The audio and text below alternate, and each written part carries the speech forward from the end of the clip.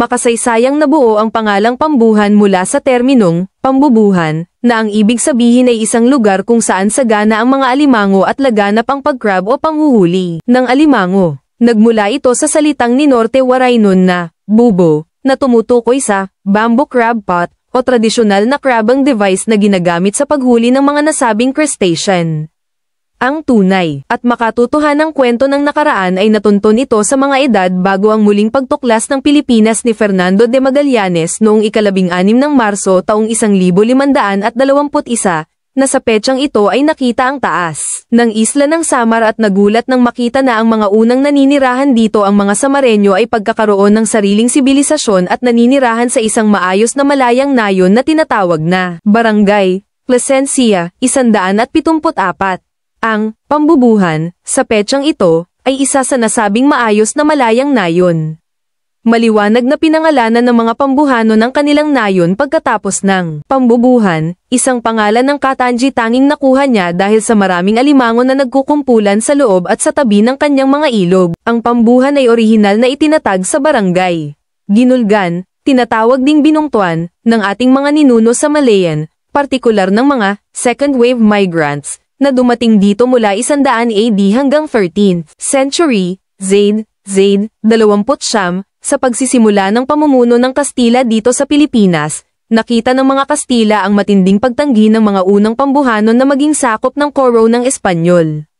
Ang pinakakapansin-pansin sa kanila ay si Patuding, na ang maalab na pagtutol laban sa mga conquistadores noong 1674, 25 taon pagkatapos ng tanyag na Sumuroy Revolution sa Palapag noong 1649, ay naglagay sa kanya sa mga talaan ng lokal na kasaysayan ni Pambuhan bagamat siya ay nawala sa limbo ng hindi na italang kabayanihan na pagsasamantala at pagkalimot. Ang madalas na pagsalakay ng mga pirata ng Moro, 1752 hanggang 1754, ay nagdulot din ng pinsala laban sa mga unang pambuhanon dahil ang ilan sa kanila, pagkatapos ng isang mabangis na pagdurugo para sa kalayaan laban sa kolonyal na rehimeng Espanyol, sa kalaunan ay sumuko at pumayag sa Kristyanismo, nagpatibay ng mga apelyido ng Espanyol at naging sumailalim sa koro ng Espanyol upang iligtas ang kanilang mga sarili mula sa mga kamay ng bagong kalaban.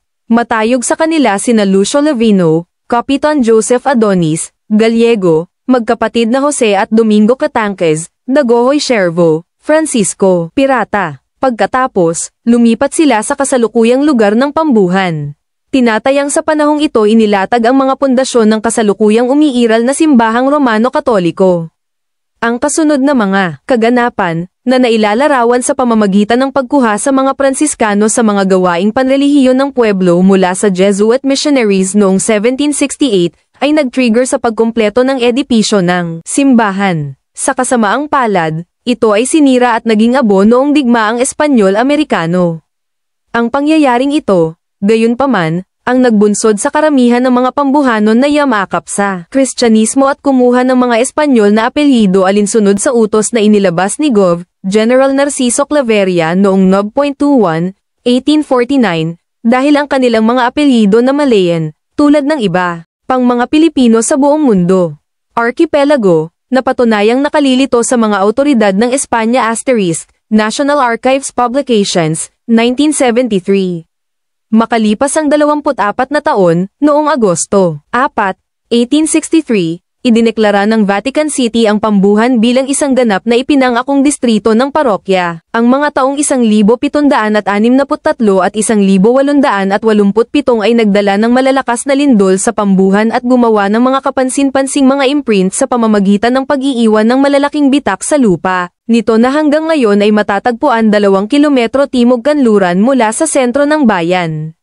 Samantala, natagpuan ng digmaang Pilipino-Amerikano noong 1898 ang magigiting na kalalakihan ng Pambuhan na aktibong nakikibaka para sa kalayaan sa pangunguna ni na Kapitan Restituto Jasmine Lais Rio Sosing, Daniel Siervo, Ponciano Marcial at Vicente Obieta.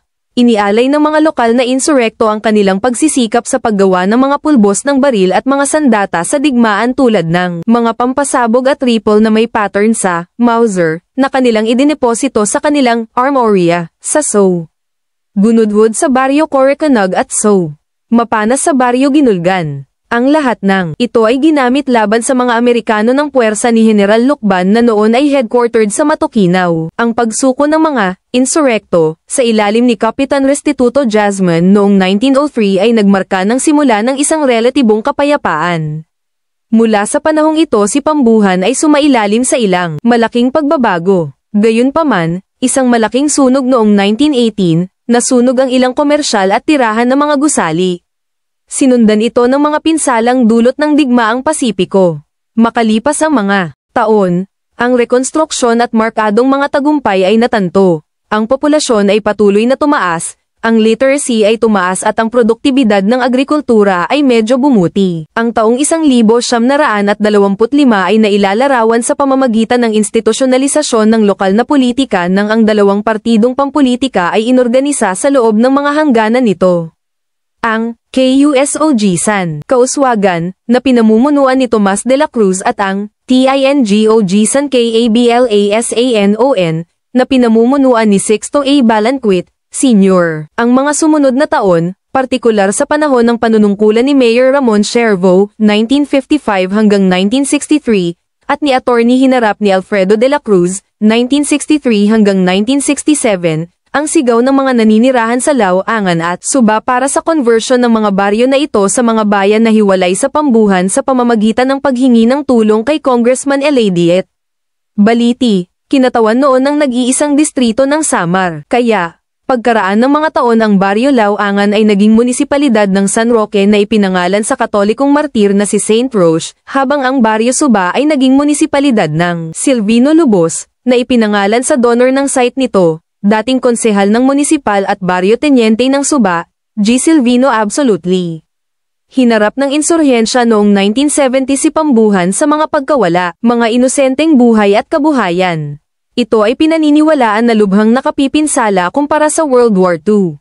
Gayunpaman, sa panahong ito ay nakakuha ito ng parehong pambansa at pandaigdigang pagkilala ng ang NALUCABAN Kids ay nanalo ng 5 pambansang kampyonato na tropeyo sa Little League Baseball National Open Championships, 1975, 1976, 1978, 1979 at 1980, na dinala rin ito sa International Baseball Arena. Ang mga pagsasamantalang ito ay ipinagkaloob sa mahusay na pamamahala ng Noy Municipal Mayor Manuel T. Balanquit, Sr., at Coach Nestor Utingzon. Samantala, ang taong 2003, ika-23 ng Disyembre, ay nakakita ng isang malaking milestone sa sosyo-politikal na tanawin ng Pambuhan. Sa taong ito, nagkasundo at nagkaisa ang mga tagapagmana sa politika ng mga De La Cruz at Balanquit na nagtatag ng unang dalawang partidong politikal dito pagkatapos ng 78 taong pakikibaka bilang tradisyonal na magkalaban sa politika. Noong Oktubre taong 2008, ang sangguniang panlalawigan ng Northern Samar, sa pangunguna ni Vice Governor Attorney Antonio P. Lucero, idineklara ang Street, John the Baptist Church of Pambuhan bilang makasaysayang palatandaan ng lalawigan ng Northern Samar.